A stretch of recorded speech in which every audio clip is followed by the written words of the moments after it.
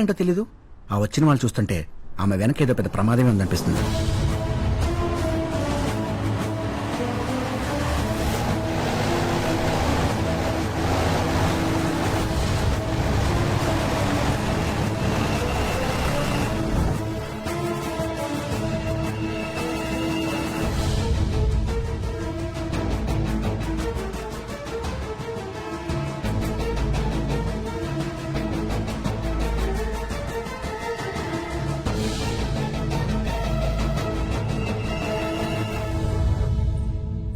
రథావర,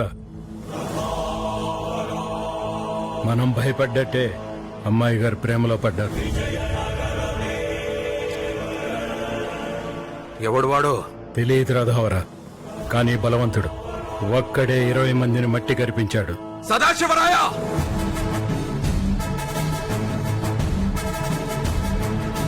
రథావర, ఇంతవరకు నువ్వు ఎప్పుడు ఓడిపోలేదు.